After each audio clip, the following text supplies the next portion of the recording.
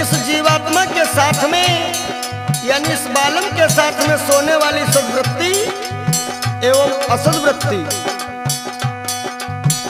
दो जनी दो जनी बलम संग सोए गई, दो जनी बलम संग सोए गई, दो जनी।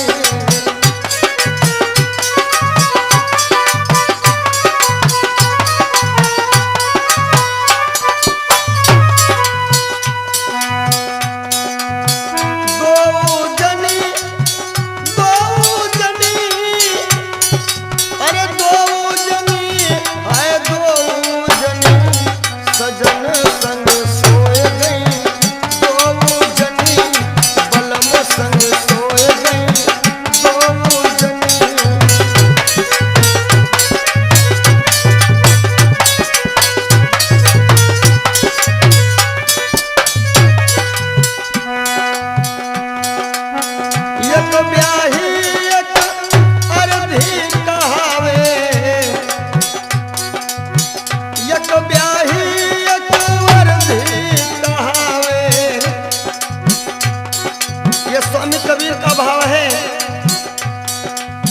यानी स्वरूप बृहस्पति और अर्धी जो है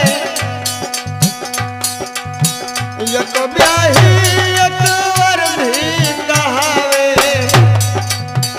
दोनों सुगम सुहाग भरी, दोनों सुमगे सुहाग भरी, बलम संग सोए गई, दोनों जनी बलम संग सोए गई, दोनों जनी।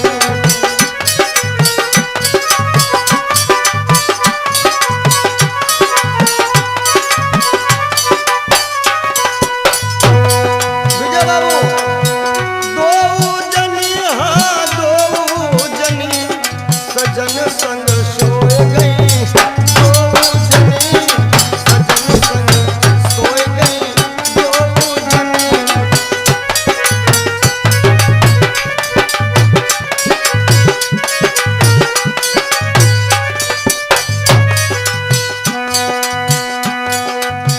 ब्याही को उजियार दिखावे,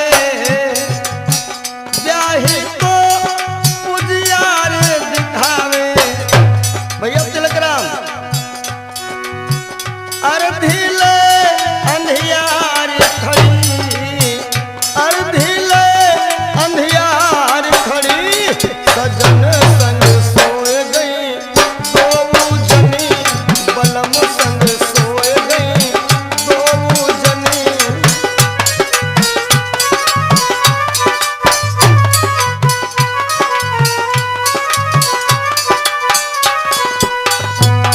और दो जनी दो जनी बलम संग सोए गई, दो जनी।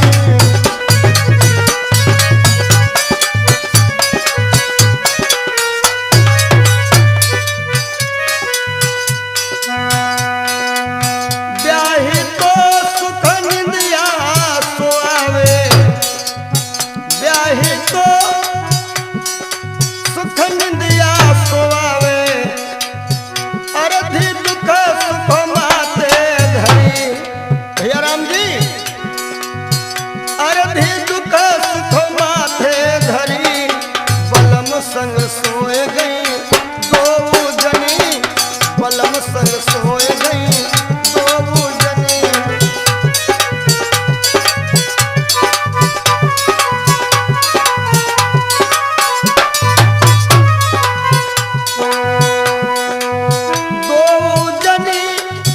दो जनी अरे दो जनी दो जनी बलम संग सोए गई, दो जनी सजन संग सोए गई, दो जनी हो।